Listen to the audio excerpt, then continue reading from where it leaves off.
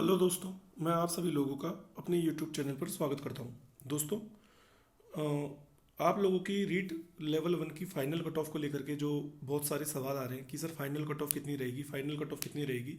तो उसका जो है कल मैंने पूरा एनालिसिस किया बैठ करके, और जो तथ्य सामने निकल करके आए उनको मैं वैकेंसी टेबल के माध्यम से आप सभी के सामने रखूंगा। तो आप लोगों से को क्या करना है कि एक एक तथ्य को समझना भी है और साथ में लिख भी लेना है। तो ये मेरा थोड़ा तरीका रहेगा। आज मैं क्या है, थोड़ा स्पीड से नहीं, थोड़ा आराम से बोलूँगा। वीडियो की साइज़ भी ज़्यादा नहीं इंक्रीज़ करूँगा ताकि आप लोगों को कोई प्रॉब्लम ना हो। चलिए, पहले हम जो बात करते हैं वो बात करते हैं वैकेंसी टेबल की। ठीक है, तो ये आपकी दोस्तों वैकेंसी टेबल है, ये वाली, जिसके अंदर मैंने आपको पता है जनरल मेल और जो आपकी फीमेल वाला सीन था, तो हर कैटेगरी का उनको ऐड कर दिया था। तो आपको पता है 2925, और जो भी इसके अंदर ये वाली सीट्स थी 849, इनको ऐड किया हमने। तो इन दोनों को ऐड करने के बाद आता है जो भी, तो और लेकिन इसके अंदर क्या है कि ये दोनों शामिल नहीं है, इन दोनों की अलग से कट ऑफ निकली, आपको ध्यान होगा। लेकिन ये सारा क्योंकि हॉरिजॉन्टल रिजर्वेशन इसके अंदर होता है, रीट के अंदर वर्टिकल नहीं होता है, इसलिए जो फीमेल और मेल की कट ऑफ है वो सेम निकलती है। ठीक है, अब बात ये आती है यहाँ पे कि मैंने जब इनको ऐड कर दिया तो अब तो आपका सारा फोकस केवल इस वाली वैकेंसी टेबल पर होना चाहिए। ठीक है, और यदि आप इन सब का टोटल करते हैं तो आपको अभी उसके बारे में बात नहीं करनी है। अभी पहले ये बात करते हैं हम कि जो 3774 वैकेंसीज है जनरल की, उसके हिसाब से जो है आपके 7548 बच्चे लिए हैं। ठीक है, ये बात ध्यान रखनी है आपको। आपको बहुत गलत डेटा आपके दिमाग में है कि 4161 है, ये गलत डेटा है। 8322 बच्चे नहीं है आपका जो, क्योंकि इसके अंदर जो है जनरल, जो सॉरी डाइवोर्स और जो विडोज है उनको ऐड कर दिया गया था मेरे द्वारा, लेकिन उनकी कट ऑफ अलग निकली है, तो इसका मतलब वो इस डेटा के अंदर शामिल नहीं है। तो जो आपके 130 प्लस बच्चे हैं, 130 से ऊपर जो बच्चे हैं, जो एग्जैक्ट नंबर है वो है 7548 बच्चे। ये आपके 130 से प्लस बच्चे हैं, क्योंकि और चाहे वो कोई सी भी कैटेगरी के हों, फिलहाल ये सभी जनरल में ही काउंट है। अब क्या होगा यहाँ पर कि एक बात ध्यान रखना कि कट ऑफ, जैसे जिनके पास आरक्षण है, आरक्षण का मतलब क्या होता है कि 100 में से आपके पास आरक्षण था, उसमें से हर कैटेगरी को अपना आरक्षण दे दिया कि भाई वो जनरल की कट ऑफ क्रॉस नहीं कर पाते, इस कारण उनको अलग से आरक्षण दे दिया। तो अब इसमें क्या तथ्य सामने आता है कि कोई सी भी कैटेगरी हो सिवाय ओबीसी को छोड़ के, सिवाय ओबीसी की बात नहीं कर रहा हूँ, क्यों, पहले बात को समझना। क्योंकि ये जो 7548 बच्चे हैं ना, इसके अंदर मैं आपको बता देता हूँ, ज़्यादा से ज़्यादा 2000 बच्चे, मैक्सिमम में 2000 बच्चे, 2000 बच्चे होंगे जनरल के, प्रॉपर जनरल। लेकिन इसके अंदर 1500 बच्चे मान लो, ज़्यादा से ज़्यादा, इससे ज़्यादा नहीं है जनरल के बच्चे। ठीक है, लेकिन कम से कम 4500 या 5000 बच्चे, 5000 बच्चे मान के चलो, ये बच्चे ओबीसी के हैं जिनके नंबर जो हैं 130 से ऊपर हैं। ठीक है, 5000 बच्चे 130 प्लस हैं। तो अब जिनके नंबर 130 से नीचे है ना, वो तो सारे भूल जाना, उनका सिलेक्शन होगा, वो केवल अपना डीवी करवाने जा रहे हैं, उसके अलावा उनका कुछ नहीं होने वाला। क्यों? क्योंकि जो ये 130 से ऊपर वाले बच्चे, जो ये 5000 बच्चे हैं, आपको पता है आपकी ओबीसी की सीटें कितनी है, ये देखिए आपकी ओबीसी की सीटें 2164। तो अब क्या होगा इसके अंदर, बहुत ये लोग जनरल की भी सीटें लेकर के जाएंगे, क्या बोलते हैं आप, एक काम, एक चीज़ ऐसे समझिए कि आपकी जो है 3774 सीट्स हैं। ठीक है, और ओबीसी की सीटें जोड़ दो 2164। ठीक है, 4 और 4 8, और यदि आप इसको जोड़ते हैं तो 7 और 6 13 की 3, और हासिल की 1 9 और 5, मतलब 5938। ये बच्चे तो वो है जनरल प्लस ओबीसी जिनके 130 प्लस हैं।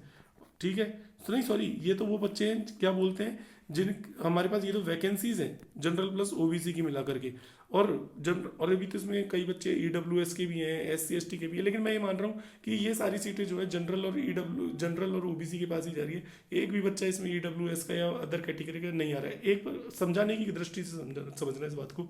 अब क्या होगा, आपको पता है कि जबकि आपकी मैंने बताया कि 7548 बच्चे, इसमें सभी कैटेगरी के, जिसमें से 6000 बच्चे आप ये मान करके चलिए, कम से कम 6000 बच्चे जो हैं, ये जो है ये जनरल प्लस ओबीसी के हैं। अब जनरल प्लस ओबीसी के ये बच्चे हैं, और जनरल प्लस ओबीसी की सीटें कितनी है, 5348, और बच्चे कम से कम 6500 या 6000 बच्चे ऐसे हैं जिनके 130 प्लस हैं। तो ऑब्वियसली बात है कि जनरल प्लस ओबीसी का जो कट ऑफ है वो तो 130 प्लस रहेगा।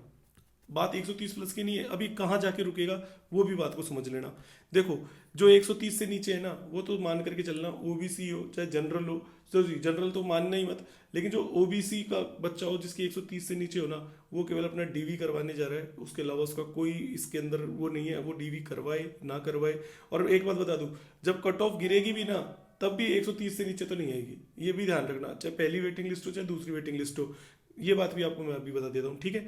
अब मैं बताता हूँ कि ओबीसी का कट ऑफ और जनरल का कट ऑफ कैसे बढ़ेगा। देखो अब क्या होगा कि जो बच्चे 2000 बच्चे हैं जनरल के, जिनके नंबर जो है लगभग 100, मतलब बच्चे ऐसे होंगे जनरल के जो भी होंगे कि मैं सॉरी बात कर रहा हूँ ये 7,000 बच्चों की, ठीक है।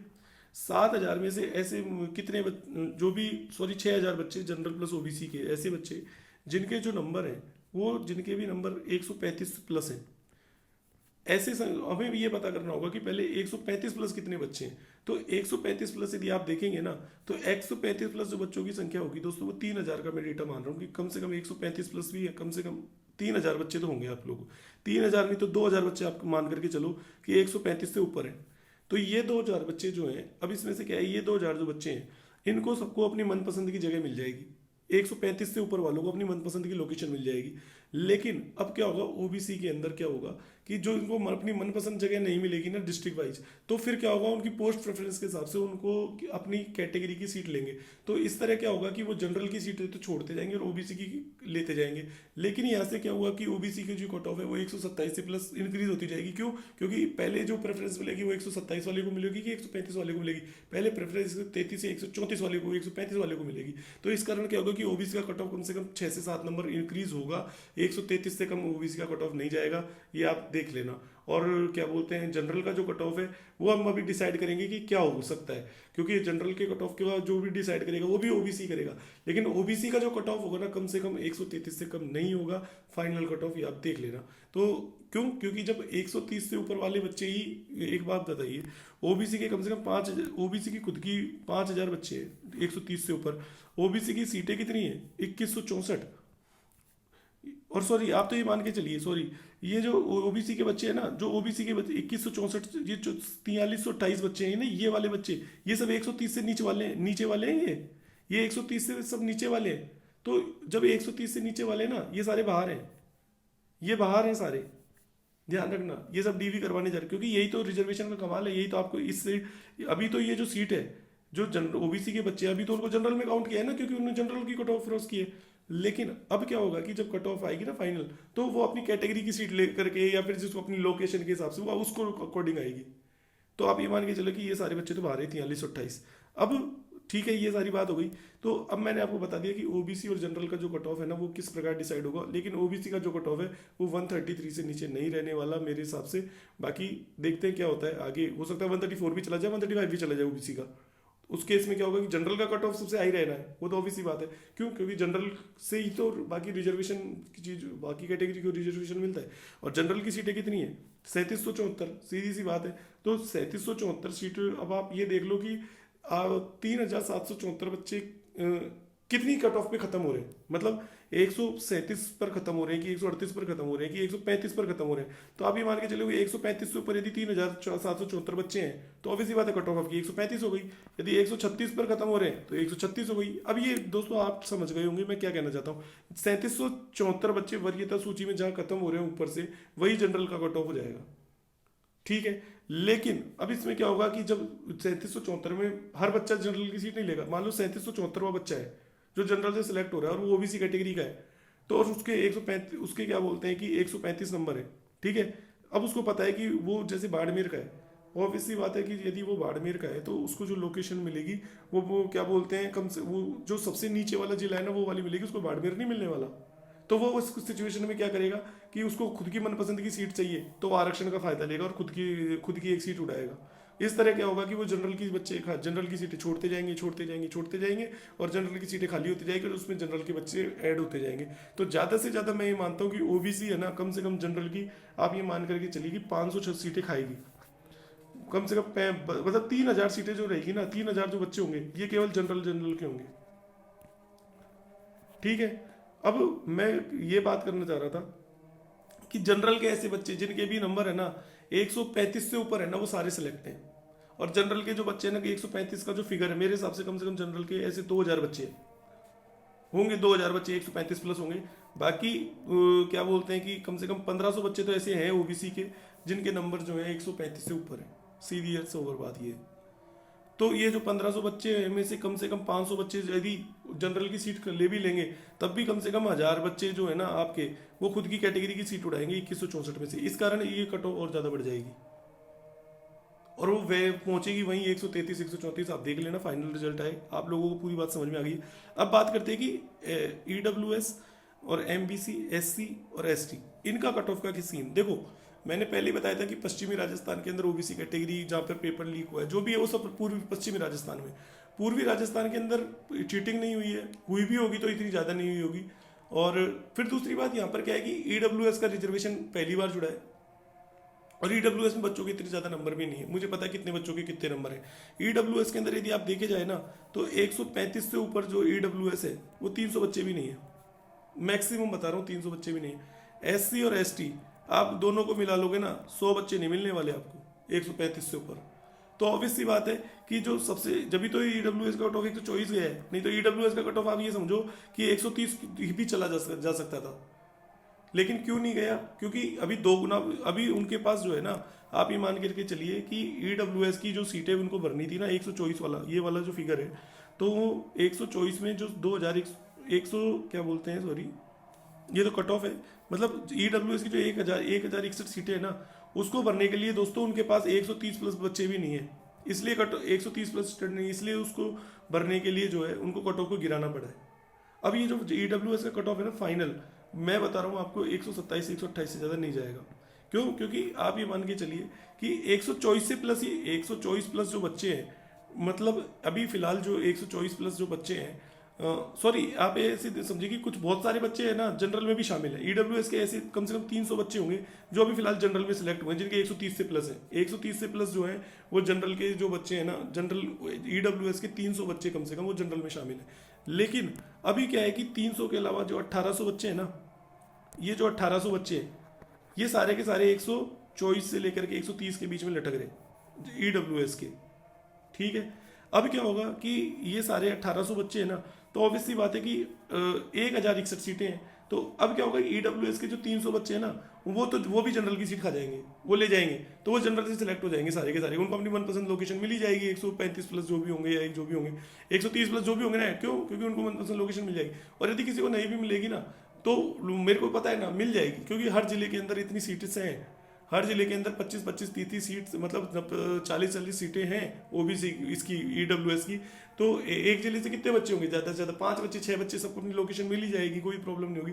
और जो नहीं भी लेगा उसको वो यहाँ से ले लेगा अपनी सीट। लेकिन ये है कि 700 से 800 बच्चे जो होंगे ना, वो ऐसे होंगे कि जो ईडब्ल्यूएस का 700-800 बच्चे जैसे होंगे ना, वो 700 बच्चे मान के चलो वो ईडब्ल्यूएस का ही सीट लेंगे। तो आप ही मान के चलो, देख लो कि अब 125 प्लस 700 बच्चे, 125 से ऊपर कितने 700 बच्चे हैं क्या? तो ऑब्वियस सी बात है 125 से ऊपर 700 बच्चे में होंगे। जब आप ये मान के चलिए कि 130 से ऊपर आपके लगभग ईडब्ल्यूएस के ही 300 बच्चे में मान के चल रहा हूँ। और जो मेरे पास डाटा भी आया उसके अनुपात में बता रहा हूँ। तो क्योंकि आप ऐसे मान करके चलिए कि मेरे पास यदि 1000 का डाटा आया था ना, 1000 का डाटा, तो उसमें 100 बच्चे ही ऐसे थे जिनके है ना नंबर 125 प्लस थे। तो आप ये उसका रेशो यदि निकालें, यदि अनुपात निकालें 1000 में से, तो आप ऐसे मान करके चलिए कि जनरल की सीटें कितनी, लगभग 3774। तो 3774, ठीक है, ये इसका 8 गुना है, मतलब 125 इंटू 1000 तो 8 गुना। तो इसको आप 8 क्या बोलते हैं कि आप क्या करें, 100 बच्चे हैं तो इसका 8 गुना कर लो, 800। तो लेकिन 800 तो नहीं होंगे, 800 से ज़्यादा ही बच्चे होंगे। तो मेरा मानना ये है कि ईडब्ल्यूएस का जो कट ऑफ है ना, वो आप देख लेना फाइनल 126 127 से ज़्यादा नहीं जाएगा किसी भी तरीके से। तो ईडब्ल्यूएस, एससी और एसटी, अब आपको सारी कैलकुलेशन समझ में आ चुकी है। एमबीसी की भी आपके पास देख लो कितनी सीट्स हैं। एमबीसी की आपके पास जो है टोटल सीटें हैं 537 हैं, ठीक है ना। तो 1074 बच्चे, तो अब 537 बच्चों में से आप तो ये देख लो, सॉरी 1074 में से आप तो वो बच्चे देख लो जिनके 130 प्लस है। सॉरी ये सारे बच्चे तो वो हैं, सॉरी ये बच्चे तो वो हैं सारे के सारे, क्या बोलते हैं कि जिनके नंबर 122 के 122 से ज़्यादा और 130 से कम है, ठीक है ना, ये तो वो बच्चे। अब एमबीसी के आपको वो बच्चे देखने की 130 से ऊपर कितने हो सकते हैं दोस्तों, वो आपको दिमाग लगाना है। यदि मेरे हिसाब से एमबीसी के है ना 50 बच्चे भी ऐसे नहीं जिनके 130 प्लस हैं, या 150 बच्चे मान के चलो जो है, तो 50 बच्चे यदि आप इसमें माइनस कर दोगे ना, तो लगभग आपके जो 495 बच्चे हैं, ये तो आपकी क्या बोलते हैं वो इसकी एमबीसी की सीटें लेकर जाएंगे। तो कट ऑफ को ऑब्वियस सी बात है कि 122 से कितनी बढ़ेगी, 130 तक। तो मेरे हिसाब से 122 से ज़्यादा 125 या 124, मतलब 125 से 126, इससे ज़्यादा एमबीसी की कट ऑफ नहीं जाने वाली। अब बात करते हैं एससी और एसटी की। तो एससी और एसटी में दोस्तों देखो, एससी में कट ऑफ बढ़ेगा क्योंकि एमबीसी में क्या है कि बच्चे कम है एससी के कंपैरिजन में, और क्या बोलते हैं, लेकिन सीट से ज़्यादा है, इसकी बात नहीं है, लेकिन फिर भी क्या है कि एससी के बच्चे बहुत ज़्यादा हैं जो 130 प्लस हो सकते हैं। एमबीसी से तो ज़्यादा ही होंगे ना, ऑब्वियस सी बात है, जिसको रिजर्वेशन ज़्यादा है एक तरीके से, इसका बाहुल्य ज़्यादा है, तो ऑब्वियस सी बात है कि उसकी जो एक तरीके से पॉपुलेशन वो भी ज़्यादा होगी। तो एससी और एसटी की इससे ज़्यादा होगी, लेकिन इनके पास क्या है कि सबसे मेन चीज़ है कि इनके भी 130 से ऊपर जो बच्चे हैं वो बहुत कम है। तो ऑब्वियस सी बात है कि इनकी जो, लेकिन एसटी की कट ऑफ है ना, कम से कम मैं बता देता हूँ आपको 5 से 6 नंबर बढ़ने वाली है। 115 से 116 वाले बच्चे सारे सेफ रहेंगे, ये इनका सिलेक्शन पक्का है। और एसटी का और एससी के जो बच्चे हैं, इनकी जो कट ऑफ फाइनल वो लगभग 122 से 123 के आसपास रहने वाली है। तो आप लोगों का जो मेन चीज़ ये था कि फिलहाल मेरे को जो इस वीडियो में समझानी थी वो ये थी कि आपकी जो कट ऑफ के अंदर जो सबसे मेन चीज़ जो फिगर है ना, वो 7548 बच्चे हैं कि ये कौन कितनी कैटेगरी, कौन कौन सी कैटेगरी के कितने बच्चे हैं। आपको पता है आपकी जो वैकेंसी लिस्ट है ना, और जो अभी रिजल्ट लिस्ट आई थी, उसमें 22,900 बच्चों के आसपास की शायद लिस्ट आई है कुछ। 11,416 का जो आपका फिगर है उसका डबल कर लो तो ये आपका आ जाएगा 22,828। तो मेरे को ध्यान है 22,952 ये आपका फिगर है। जो बच्चों इसमें EWS और विडो, सॉरी इसमें डाइवोर्स और विडोज भी हैं, तो उनको मैंने ऐड नहीं किया था, लेकिन अगर आप देखा जाए तो एग्जैक्ट नंबर जो है 20,892 बच्चे, 20,892 बच्चे जो हैं, इसमें से आपको ये देखना है कि इस 20,892 में से ये 7,548 कौन से हैं जिनके 130 प्लस हैं, किस कैटेगरी के कितने बच्चे हैं, ये सारा यहीं डिपेंड करेगा। तो इस वीडियो में दोस्तों आपको सारी बातें समझ में आ चुकी है। मैं फाइनली बता देता हूँ कि जनरल का जो कट ऑफ है 135 टू 136, ओबीसी का कट ऑफ 134 टू 135, और सॉरी EWS का जो कट ऑफ है वो आपका रहने वाला है लगभग 127 से 128, और एमबीसी का जो कट ऑफ है 125 से 126, और एससी और एसटी यदि देखा जाए तो इनका एसटी का कट ऑफ 115 से 116, और जो आपका एससी है इसका जो फाइनल कट ऑफ है वो लगभग आपका रहने वाला है 100, एससी है ना, सॉरी बता दिया ना, एससी 125 से 100, सॉरी एमबीसी 125 से 126, और एससी का कट ऑफ दोस्तों 122 से 123। तो ये आपकी फाइनल कट ऑफ है। जो इससे ऊपर है वो सेफ है, वो आराम, उनको टेंशन लेने की जरूरत नहीं है। और दोस्तों बात पेपर लीक की हो चाहे किसी की भी हो, सब कुछ आपके सामने है। अब दोस्तों एक चीज़ और मैं आपको फाइनली बता देता हूँ, देखो याचिकाकर्ता बनने के जो हमारा सर से बात हुआ कल कि सर बहुत से बच्चों को याचिकाकर्ता बनना है, 2,000 रुपये वो देने का थोड़ा प्रॉब्लम में उनको, वो नहीं दे पाएंगे। तो सर से उनसे बात करके, और अभी फिलहाल सर ने ये नहीं बोला है, लेकिन मैं मेरे स्तर पर जो फीस है वो आज मैं बात करके आपको बता दूंगा। और ये जो फीस रहेगी ना वो आपकी 1,600 रुपये के आसपास रहेगी, ठीक है, 1,600 या 1,500, इस पर हम आज फाइनल फैसला ले लेंगे, ये बात ध्यान रख लेना। जिन्होंने पहले दे दिए वो उनको कोई प्रॉब्लम नहीं है, लेकिन ये वो याचिकाकर्ता बन गए ना 400 रुपये एक्स्ट्रा दे करके, तो उनको सेटिस्फेक्शन भी है कि याचिका में उनके नंबर बढ़ जाएंगे तो उनका सिलेक्शन हो जाएगा। इसलिए रोने की जरूरत नहीं है कि हमने 400 रुपये ज़्यादा ले लिया और ऐसा कर लिया और वैसा कर लिया, ठीक है ना। पहली बात तो ये बता देता हूँ। अब बात मेरे मुद्दे की आ जाते हैं। आप जो बात करेंगे इन 3 नंबर पे ही करेंगे, मैं बता देता हूँ पहले। और अब आ जाओ एक चीज़ और, आप जो है जिसको आप जो ये मेरा नंबर है 9461977035, इसका जो टाइम है वो 4 से 5 है, लेकिन अब इसमें एक चेंजेस आ गया। मैं आज आपको एक ऐसी बात बता रहा हूँ कि जो मेरे लिए मेरे को करना जरूरी है। आप लोग सोचते होंगे कि सर की पेमेंट कितनी है यूट्यूब की, सर का ये कितना है वो कितना है, तो मैं आज आपको पूरी बात बता देता हूँ। देखिए मैं दिन की 5 वीडियोस डालता हूँ, तो मेरे ऊपर डिपेंड करता है मैं कितनी डालता हूँ, लेकिन बात ये है कि मेरा जो बात ये होती है कि जैसे आज ये जो वीडियो है लगभग 20 मिनट की है। अब 20 मिनट की वीडियो जो है, या तो मैं पूरे दिन भर की एक वीडियो डाल दूँ और या फिर 5 वीडियो डाल दूँ। दोस्तों 20 मिनट की जब वीडियो होती है ना, उसका रिटेंशन टाइम होता है 2 मिनट। बच्चे 2 मिनट की देखते हैं, स्किप कर करके आगे बढ़ जाते हैं। तो उससे अच्छा है कि मैं 20 मिनट की 4-4 मिनट की 5 वीडियो डाल देता हूँ, तो भी तो 20 मिनट ही काउंट हो रही है, तब भी रिटेंशन टाइम 2 मिनट ही बच्चे देख रहे हैं। तो अब क्या हुआ, यहाँ से मेन चीज ये कि 5 वीडियो डालने से व्यूज बढ़ते हैं, ऑब्वियस सी बात है, व्यूज बढ़ते हैं। ठीक है, अब मैं आपको एक बात बता देता हूँ। देखो, वीडियोस तो अब आप लोगों के ऊपर डिपेंड करता है कि आप उसको स्किप करके देखते हैं कि उसको आगे बढ़ा के देखते हैं, ये आप लोगों पर डिपेंड करती है। मैं आपको बता देता हूँ कि मेरे को कम से कम जो है 8,000 व्यूज पर $1 मिलता है। $1 आप समझो, यदि मुझे $5 दिन के चाहिए, मतलब 350 से 400 रुपए की मेहनत मुझे चाहिए, 350 से 400 रुपए की मेहनत ये मतलब करनी पड़ रही है, तो एक आप ये मान के चलो तब जाके मुझे $5 मिलेंगे। ठीक है, मैं ऐसे बताता हूँ कि $1 के लिए मुझे चाहिए 8,000 व्यूज कम से कम मिनिमम।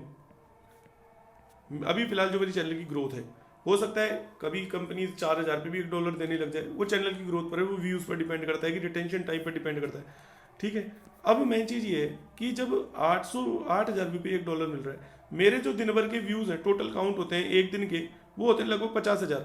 आपको पता है 5 वीडियो चलती है तो 10,000 व्यूज आ जाते हैं एक पे लगभग। तो मेरा जो है $5 का हिसाब किताब बैठ रहा है लगभग अभी फिलहाल, और मैं ये चाहता हूँ कि मुझे दिन के $10 मिले। तो अब $10 कब मिलेंगे, जब मैं 10 वीडियो डालूँ। आप ये मान के चलो भाई 8,000 एक वीडियो पे व्यूज मिल रहे हैं, तो मुझे 10 वीडियो डालनी पड़ेगी, लेकिन मैं 10 वीडियो नहीं डाल पा रहा हूँ। ठीक है, क्यों? क्योंकि भाई आप लोग कहते हो ना सर इतनी वीडियोस को डालते हो, 5 में ही आप तो ऐसे करने लग जाते हो। लेकिन अब यदि मुझे किसी से, आपको मुझसे बात करनी है, तो मैं आपको पूरी चीज़ बता देता हूँ कि आपको पता है मेरा रिटेंशन टाइम 2 मिनट है। यदि 2 मिनट की एक वीडियो डलती है तो मुझे $1 दे देती है। ठीक है, $1 होता है 75 रुपये का। अब आपको ये चीज़ ध्यान रखनी है कि जो मुझसे 2 मिनट बात करेगा उसको 75 रुपीज़ पे करने पड़ेंगे, जो 4 मिनट बात करेगा उसको 150 रुपये, जो 6 मिनट बात करेगा उसको 225 रुपये, और जो 8 मिनट बात करेगा उसको 300 रुपये पे करने पड़ेंगे। सीधी सी बात है, यदि आपको मुझसे बात करनी है तो। मैंने आपको पूरी बात समझा दी है, और मेरा जो नंबर है वो यही रहेगा। ठीक है, अब 4 से 5 में ये ऑन रहेगा। अब बात करने का तरीका ये होगा कि जिसको मुझे कॉल करना है, पहले वो अपना मुझे व्हाट्सएप मैसेज करके बताएगा कि सर मैं जो है 2 मिनट बात करूंगा कि मैं 4 मिनट बात करूंगा, और इसके अनुसार वो अपना 150 रुपये, 75 रुपीज़, या फिर 300 रुपीज़ या 225 रुपीज़ वो मुझे पे करेगा। पहले जो ये पे कर देगा स्क्रीनशॉट के साथ, वो मेरे से कांटेक्ट कर पाएगा 4 से 5 के बीच में। तो दोस्तों ये मेरा एक नया आपको मैंने तरीका बता दिया। क्यों? क्योंकि YouTube की वीडियोस से आप चाहते हो कि सर वीडियोस कम डालें, तो सर को क्या बोलते हैं कि एक तरीके से कि हम ज़्यादा सहन नहीं कर सकते वीडियोस। तो मैंने सोचा कि चलो कोई बात नहीं, यदि आपको नहीं डलवानी वीडियोस कोई बात नहीं, मैं नहीं डालूंगा आज से। लेकिन यदि मुझसे कंसल्ट करना है आप लोगों को, तो मैंने आपको पूरा बता दिया कि 2 मिनट के आपके 75 रुपीज़ चार्जेस होंगे, $1। सीधा सी बात है, देखो इसमें कोई गड़बड़ नहीं है, जो चीज़ थी मैंने आपको एग्जैक्टली बता दी।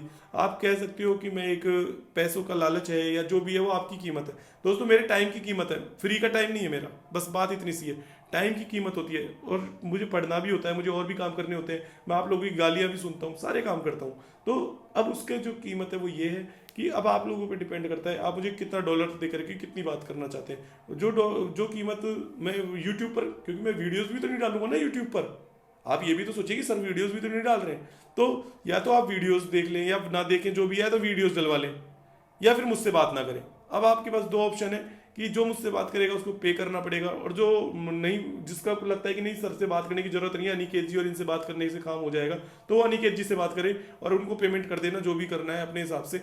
यदि मुझसे बात करनी है तो मेरा ये जो कंसल्टिंग टाइम होगा ये आप लोगों के लिए बहुत वैल्यूबल है, क्योंकि इसकी कीमत दोस्तों बहुत ज़्यादा है। लेकिन उसके आवत में मैं आपसे कुछ भी नहीं ले रहा हूँ, लेकिन बस बात ये कि मैं फ्री में बात नहीं करूंगा किसी से। कंसल्टेंटिंग टाइम है एक तरीके से, जिसको बोलते हैं कि इन चीज़ों के दोस्तों बड़े बड़े, अमिताभ बच्चन भी है ना, एक बार भी मिलने के लिए 6 करोड़ रुपए चार्जेस करता है, सॉरी 6 लाख रुपए चार्जेस करता है एक बार खाना करने के लिए भी कोई। सलमान खान भी एक एपिसोड के है ना कम से कम 25 करोड़ रुपए लेता है बिग बॉस के। तो हम तो कुछ भी नहीं ले रहे, हम 25 करोड़ तो ले नहीं रहे आपसे, केवल एक कंसल्टिंग फीस। आप डॉक्टर के पास भी जाते हैं तो पहले पर्ची कटती है आपकी 150 रुपए की।